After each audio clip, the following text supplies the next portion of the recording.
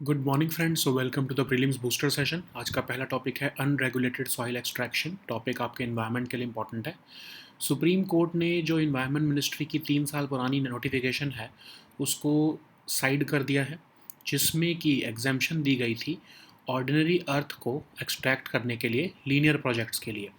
अब linear project जो है वो इस नोटिफिकेशन में डिफाइन नहीं किया गया था, बट जनरली हम रोड या रेलवेज कंस्ट्रक्शन के जो प्रोजेक्ट्स होते हैं उनको लीनियर प्रोजेक्ट्स कहते हैं। तो इन प्रोजेक्ट्स को इन्वायरमेंट क्लियरेंस लेने की ज़रूरत नहीं थी अगर उनको ऑर्डिनरी अर्थ एक्सट्रैक्शन करनी हो तो, ऐसे इन प्रोजेक्ट्स को बनाने के लिए। तो अगर हम हिस्ट्री देखें, 2006 में इन्वायरमेंट मिनिस्ट्री ने इन्वायरमेंट प्रोटेक्शन एक्ट के अंदर कहा था कि इन्वायरमेंटल क्लियरेंसेस लेने की ज़रूरत है। 2016 में सेकेंड नोटिफिकेशन निकाली जिसमें कि बताया गया कि कौन सी कैटेगरीज जो हैं उनको इस इन्वायरमेंट क्लियरेंस से एग्जेम्पशन है। थर्ड नोटिफिकेशन 2020 में निकाली गई और कहा गया कि जो ऑर्डिनरी अर्थ की एक्सट्रैक्शन होती है या बोरोइंग होती है लीनियर प्रोजेक्ट्स के लिए, वो एग्जेम्प्टेड एक्टिविटीज़ में आएगा।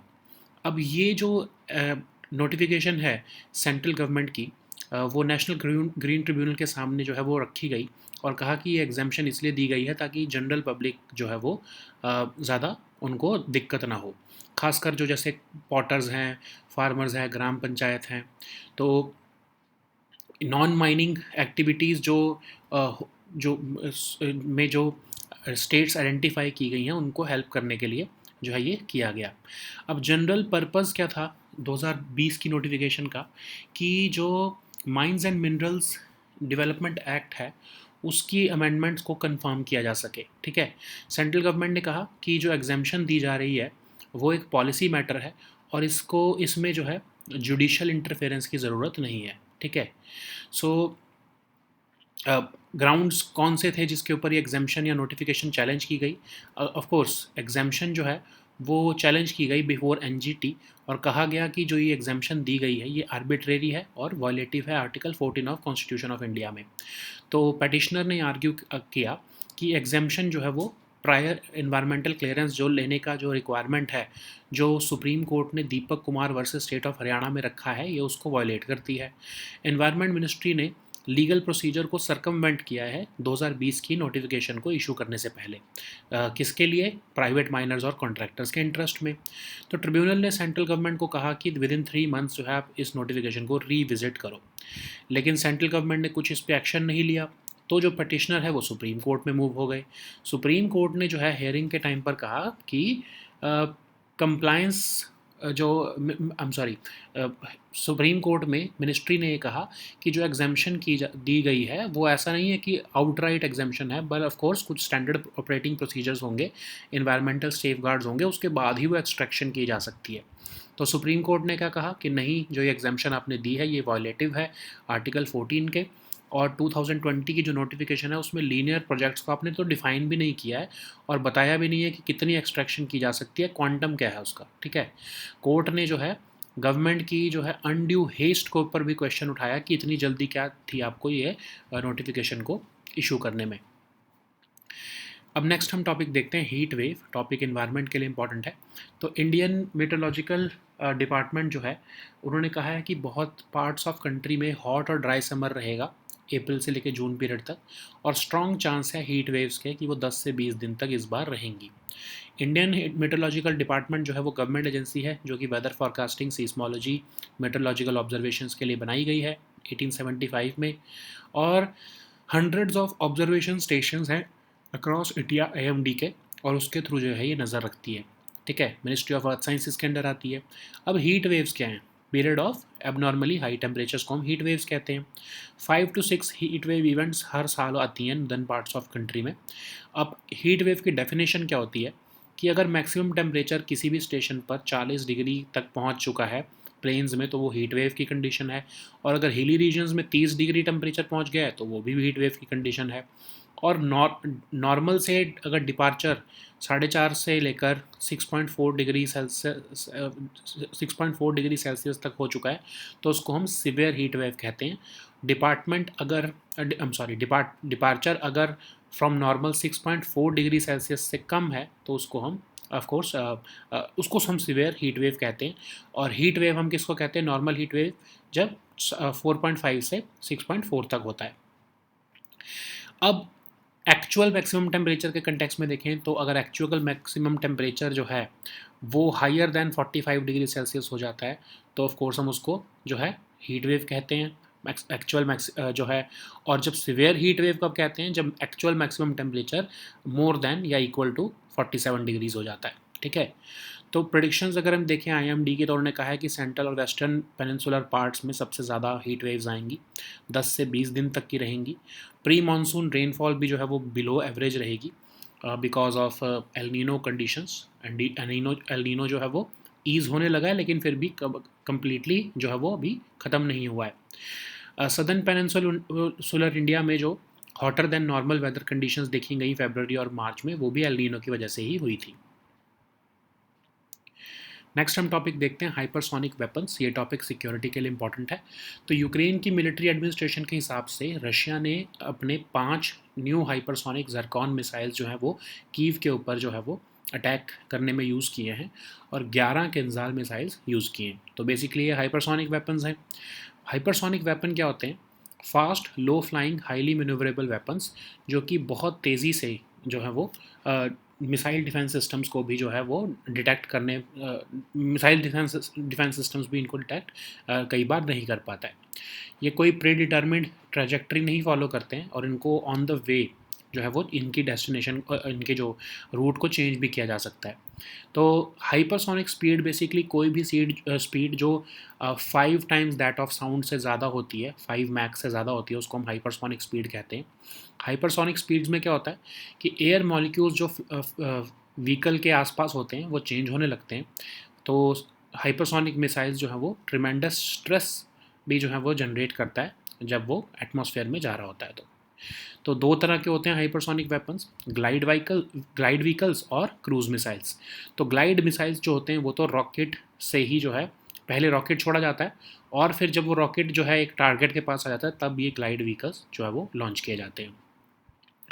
और इन मिसाइल्स के पास जो है स्क्रैमजेट और जो क्रूज मिसाइल्स होते हैं उनमें स्क्रैमजेट आई एम सॉरी जो ये ग्लाइड व्हीकल्स होते हैं इसमें स्क्रैमजेट्स इंजन्स का यूज़ किया जाता है जो कि एयर के ऑक्सीजन को इस्तेमाल करते हुए थ्रस्ट जनरेट करता है ड्यूरिंग फ्लाइट।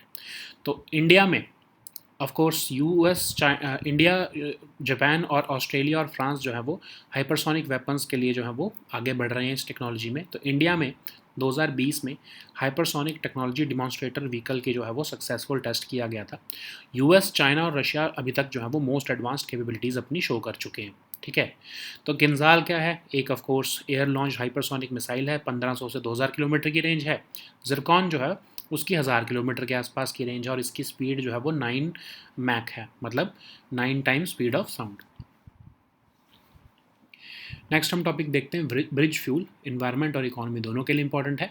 तो नेचुरल गैस को ब्रिज फ्यूल कहा जा रहा है क्योंकि जो है जब तक हम टोटली रीन्यूएबल एनर्जीज़ की तरफ मूव नहीं हो जाते तो हम कोल पर तो डिपेंडेंट नहीं रहना चाहते, लेकिन हम एक ट्रांजिशन फ्यूल ढूंढ रहे हैं, मतलब और वो नेचुरल गैस है कि रीन्यूएबल एनर्जी पर टोटल मूव होने से पहले जो हमारे पास ट्रांजिशन का फ्यूल होगा वो हमारा नेचुरल गैस बन सकता है। ब्रिज फ्यूल का मतलब यही होता है कि लीस्ट इन्वायरमेंटल कॉस्ट करंटली और जो नॉन पॉल्यूटिंग हो रीन्यूएबल एनर्जी तक हमारे को पहुंचने में जब तक जो है साथ दे हमारा जो, उसको हम ब्रिज फ्यूल कहते हैं। तो अभी हम कोल पर डिपेंडेंट है तो उसको रिप्लेस करके हम नेचुरल गैस को as a bridge fuel use करना चाहते हैं और उसके बाद ही हम जो है रीन्यूएबल एनर्जी पर मूव होंगे। तो नेचुरल गैस एक बेसिकली फॉसिल फ्यूल है और नॉन रीन्यूएबल रिसोर्स है, रिच इन हाइड्रोकार्बन होता है, कलरलेस ओडरलेस गैस होती है। पॉसिबल इम्प्योरिटीज़ इसमें कार्बन डाइऑक्साइड, हाइड्रोजन सल्फाइड और नाइट्रोजन होती है।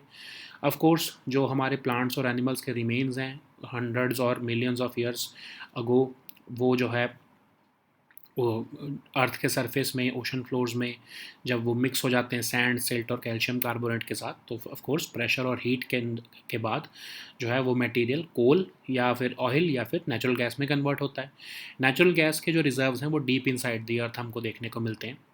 नेचुरल गैस को हम प्योर फॉर्म में तो नहीं यूज़ करते हैं, लेकिन इसके कई तरह के बाई प्रोडक्ट्स जो हैं वो एक्सट्रैक्ट किए जाते हैं, जैसे कि propane, ethane, butane, carbon dioxide, nitrogen. Mainly इसको fuel as a fuel use किया जाता है इलेक्ट्रिसिटी और हीट जनरेट करने के लिए। बॉयलर्स और एयर कंडीशनर्स में भी यूज़ किया जाता है और इवन फर्टिलाइजर्स बनाने में भी यूज़ किया जाता है, ठीक है। नेचुरल गैस का एज़ कम्पेयर टू कोल जो है वो लेस क्लाइमेट इम्पैक्ट होता है। नेक्स्ट हम टॉपिक देखते हैं स्कोर्स 2.0। ये टॉपिक इकोनॉमी के लिए इंपॉर्टेंट है, गवर्नेंस के लिए भी इंपॉर्टेंट है। सेबी ने जो है न्यू वर्जन ऑफ स्कोर्स जो है वो लॉन्च किया है, जो कि सेबी का कंप्लेंट रिड्रेसल सिस्टम है। तो बेसिकली एक web based centralize grievance redressal system है जो 2011 में लॉन्च किया गया था इन्वेस्टर्स ताकि अपनी कंप्लेंट इस पर जो है वो लॉन्च कर सकें। मार्केट इंटरमीडियरीज और लिस्टेड कंपनीज जो है वो इसी के थ्रू जो है कंप्लेंट्स रिसीव कर सकते हैं इन्वेस्टर्स की। और कंप्लेंट्स जो इसमें जो की जाती हैं वो SEBI act, securities contraction regulation act, depository acts और कंपनीज एक्ट के अंदर जो है वो कंप्लेंट्स इसमें की जाती हैं। फीचर्स अगर हम देखें स्कोर्स 2.0 के, तो ऑफ कोर्स टाइमलाइंस को रिड्यूस कर दिया गया है कि कितनी जल्दी जो है कंप्लेंट्स को एड्रेस किया जाएगा। ऑटो राउटिंग हो जाती है कंप्लेंट्स की उस पर्टिकुलर अथॉरिटी पर या उस पर्टिकुलर एंटिटी पर जिस पर जो है कंप्लेंट को जाना चाहिए। और टाइमली रिड्रेसल भी जो है वो इन्वेस्टर्स के कंप्लेंट का हो जाता है, ठीक है। नेक्स्ट हम टॉपिक देखते हैं वीवीपैट। गवर्नेंस के लिए टॉपिक इंपॉर्टेंट है। सुप्रीम कोर्ट ने recently election commission of India से रिस्पांस मांगा है कि comprehensive count of VVPAT slips जो है इलेक्शंस में होने चाहिए कि नहीं। तो वीवीपैट क्या है? सबसे पहली बार 2014 के लोकसभा इलेक्शंस में इंट्रोड्यूस किया गया। वोटर्स को अलाउ करता है कि वो अपनी वोट जो उन्होंने दी है वो उसको वेरीफाई कर सकें। होता कैसे है, जब आप वोट डालते हो एक स्लिप प्रिंट होकर आती है, उस पर सीरियल नंबर, नाम, सिंबल ऑफ कैंडिडेट और जो है लिखा होता है, और वो एक ट्रांसपेरेंट विंडो के थ्रू आपको 7 सेकंड तक दिखती है। और इसका आगे क्या यूज़ होता है कि जब रिज़ल्ट डिक्लेयर हो रहे होते हैं तो ये जो है स्लिप्स भी जो हैं वो ड्रॉप बॉक्स में रखी होती हैं। ये पेपर स्लिप्स जो हैं वो ईवीएम के साथ टैली की जाती हैं। तो वोटर वेरिफिकेशन जो है वो ऐसा नहीं है कि सारी की सारी स्लिप्स काउंट होती हैं, बट जब भी कभी ऐसा हो कि कहीं कोई दिक्कत लगे तो किसी भी बूथ पर, तो ऑफ कोर्स ये स्लिप्स को भी साथ में काउंट किया जाता है कि जितनी ईवीएम में वोट डाली गई हैं क्या उतनी ही जो है ये स्लिप्स भी उसी पर्टिकुलर वोट काउंट को दिखा रही हैं। तो ईसीआई के पास अथॉरिटी होती है कि वीवीपैट स्लिप्स को जो है काउंट करने की। और वीवीपैट स्लिप्स अभी जो है वो रैंडमली कुछ सिलेक्टेड पोलिंग स्टेशंस में जो है वो काउंट की जाती है। तो ईसीआई ने क्लैरिफाई किया है कि ईवीएम और वीवीपैट दोनों ही सेपरेट एंटिटीज़ हैं और ये एक दूसरे के साथ भी कनेक्टेड नहीं होती हैं। और electronics corporation of India limited और भारत इलेक्ट्रॉनिक्स लिमिटेड जो है वो इसको बनाते हैं। सो नेक्स्ट हम टॉपिक देखते हैं ओजोन। टॉपिक इन्वायरमेंट के लिए इंपॉर्टेंट है। एक इंटरनेशनल टीम ऑफ साइंटिस्ट जो है इंडिया से, उन्होंने जो है डिस्कवर किया है स्ट्रॉन्ग एविडेंस जो कि जुपिटर के मून कैलिस्टो पर ओजोन को दिखा रहा है। तो ओजोन क्या है? एक गैस जो कि 3 एटम्स ऑफ ऑक्सीजन से बनती है जिसको हम O3 कहते हैं। नेचुरल और मैन मेड दोनों होती है। ये अर्थ के अपर एटमॉस्फेयर में होती है स्ट्रेटोस्फेरिक ओजोन जो कि नेचुरल है। लोअर एटमॉस्फेयर में जो होती है ट्रोपोस्फेयर में, वो मैन मेड पॉल्यूशन की वजह से होती है।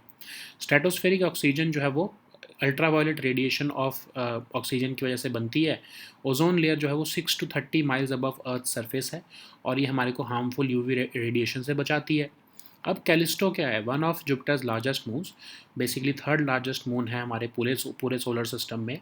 और इसमें water ice, Rocky material, sulphur dioxide, कोई और कुछ ऑर्गेनिक कंपाउंड्स देखने को मिले हैं। कहा जा रहा है कि एक पोटेंशियल कैंडिडेट हो सकता है ये सोलर सिस्टम में लाइफ को सपोर्ट करने का बियॉन्ड अर्थ। और इसका सरफेस जो है वो हेविली क्रेटेड है।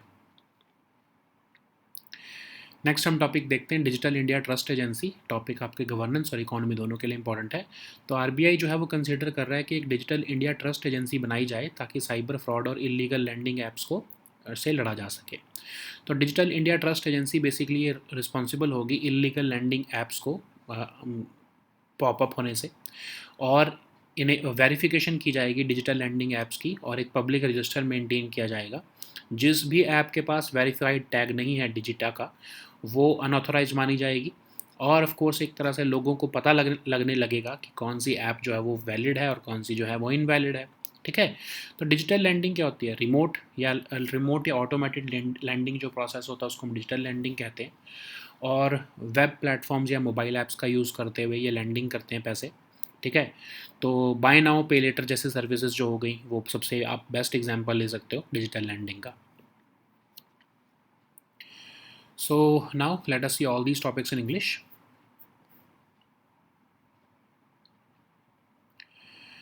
So the first topic is unregulated soil extraction.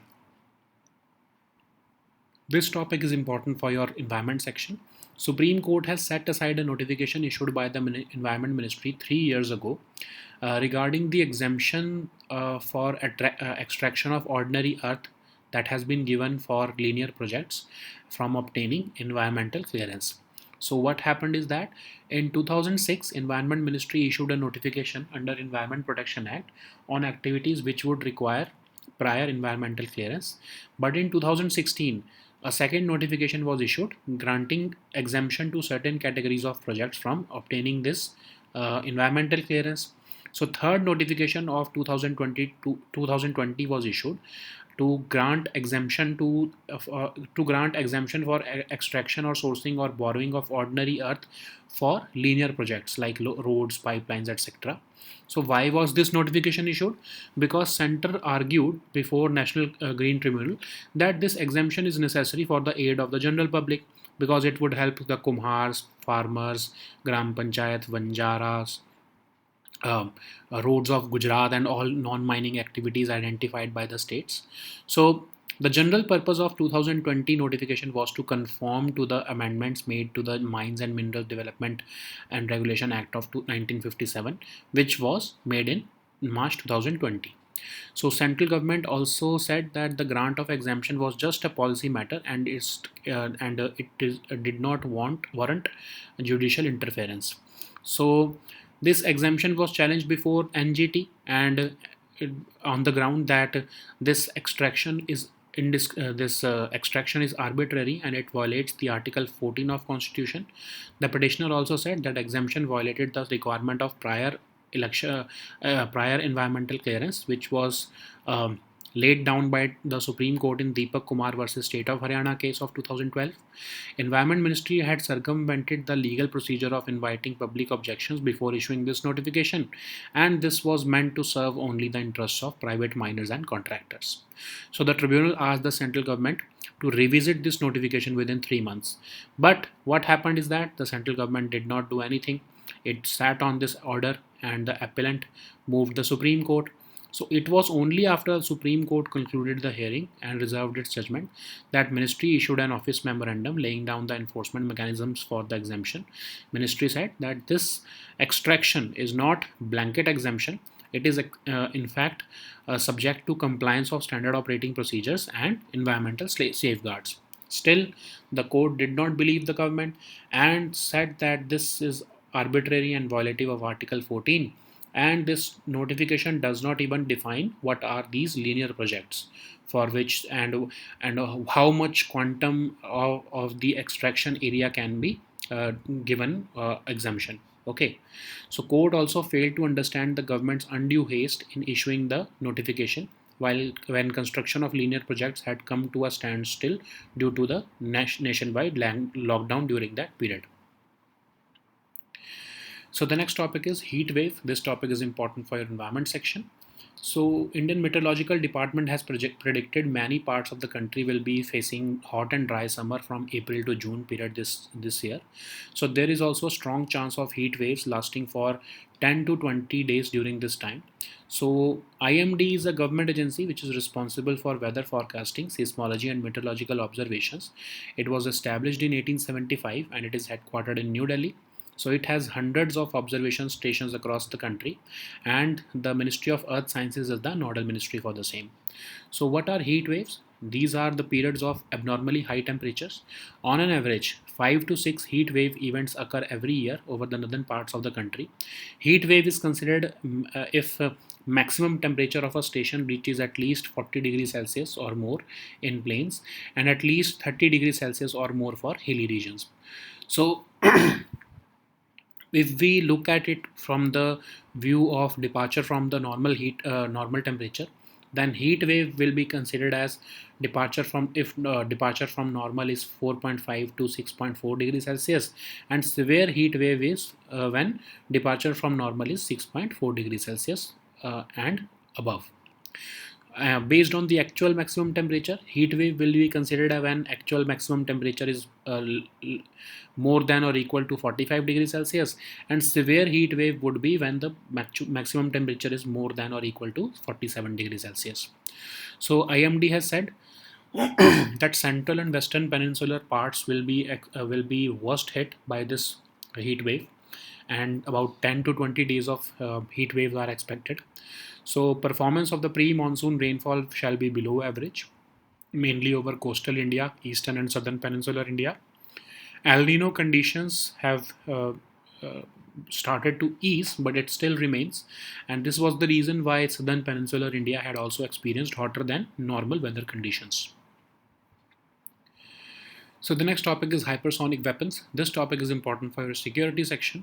So as per Ukraine's military administration, Russia has used 5 of its new hypersonic Zircon missiles to attack Kiev, and also fired 11 Kinzhal missiles since the start of this year. So, what are hypersonic weapons? So, these are basically fast, low flying, and highly maneuverable weapons which are designed to be quick and agile for traditional missile defense systems to detect in time. They do not follow any predetermined arc trajectory, and they can be maneuvered on the way to their destination. So any speed faster than 5 times that of sound, that is Mach 5, is basically hypersonic speed. And at hypersonic speeds, the air molecules around the flight vehicle start to change, breaking apart, and they gain a charge, and this process is called ionization.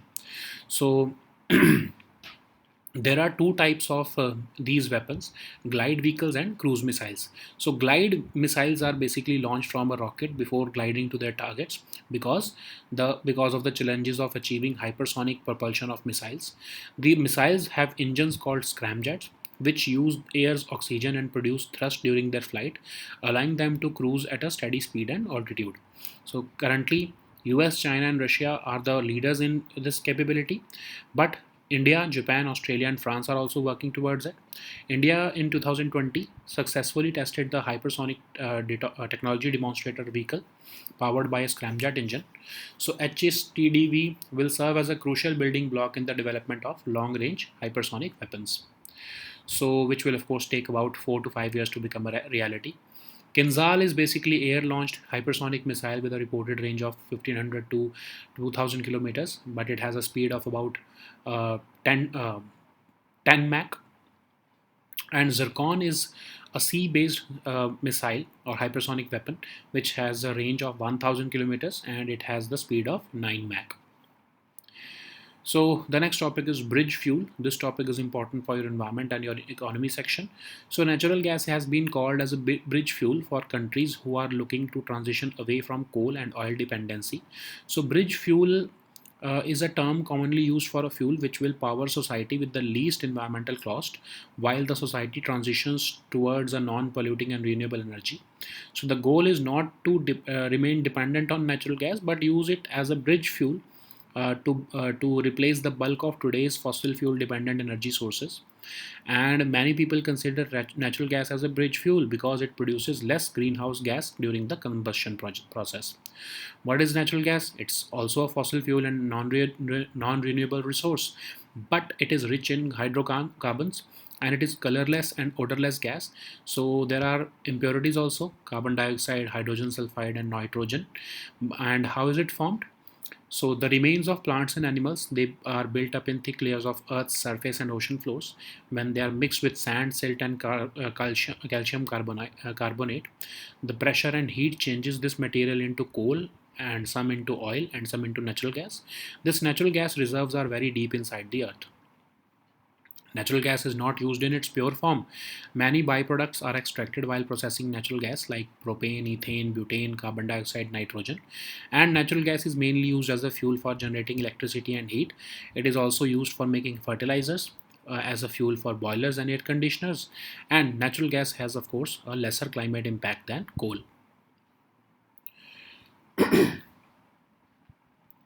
So the next topic is SEBI Scores 2.0. This topic is important for your governance and economy section. So SEBI has recently launched the new version of SEBI Complaints Redress System. It's a web-based centralized grievance redressal system of SEBI, which was launched in 2011. And of course, it enables the investors to lodge and follow up on their complaints. It enables the market intermediaries and listed companies to receive complaints online from the investors. So complaints can be lodged on scores for any issues covered under the SEBI Act, Securities Contract Regulation Act, Depository Acts, Companies Act, etc. And there are several entities against which the complaints can be issued. Okay, so which have been mentioned here, of course. So what are the key features of scores? Scores basically will reduce and uniform the timelines for redressal of investor complaints. It will also allow auto routing of complaints to the concerned regulated entity, and designated bodies will have to monitor the timely redressal of complaints also. So the next topic is VVPAT. This topic is important for your governance section. Supreme Court has recently sought responses from Election Commission regarding the plea which is seeking a comprehensive count of VVPAT slips in elections. So VVPAT was basically introduced in India in 2014 general elections to allow the voters to verify that their votes are cast as intended. So how it works: when a vote is cast, a slip is printed containing the serial number, name and symbol of the candidate, and it remains exposed through the transparent window for 7 seconds for the voter to confirm. So the results of EVMs can be verified anytime using the slips kept in the drop boxes of VVPAT machines. So these paper slips are deemed to be more authoritative than even EVM tallies. So voter verification is done in extreme circumstances, and ECI has the authority to request that votes be verified through VVPAT slips, and any random polling station can be selected for the counting of those slips. So EC has clarified that EVMs and VVPATs, they are separate entities and they are not connected to any network, and they are of course developed by ECIL and BAIL. Okay. The next topic is ozone. This topic is important for your environment section. An international team of scientists, including from India, have discovered a strong evidence indicating the presence of ozone on Jupiter's moon Callisto.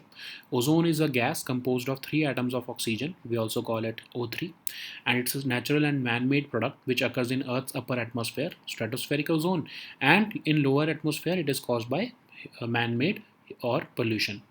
Stratospheric ozone is formed naturally through the interaction of UV radiation with molecular oxygen. Ozone layer protects us from the harmful radiation of the sun, and it is approximately located at 6 to 30 miles above the Earth's surface. So, what is Callisto? It is one of the Jupiter's largest moons, and it is the third largest moon in our solar system. It is primarily composed of water ice, rocky materials, sulfur dioxide, and some organic compounds, and it is a potential candidate for supporting life in the solar system beyond the Earth. So the next topic is Digital India Trust Agency. This topic is important for your governance section. So RBI is considering establishing a Digital India Trust Agency to combat cyber fraud and illegal lending apps. So this Digita will be responsible for stopping illegal lending apps from propping up, and it will enable the verification of these digital lending apps and will maintain a public register of these verified applications. Any app which will not carry the verified tag of Digita will be considered unauthorized, and it will create an important and much needed checkpoint in the fight against online financial fraud. What is digital lending? It is basically a remote and automated lending process which is largely used by seamless digital technologies, and it involves lending through web platforms or mobile apps. The best example is the buy now pay later platforms. Okay, so these were our topics for today. We'll meet next time with new topics. Until then, goodbye and take care.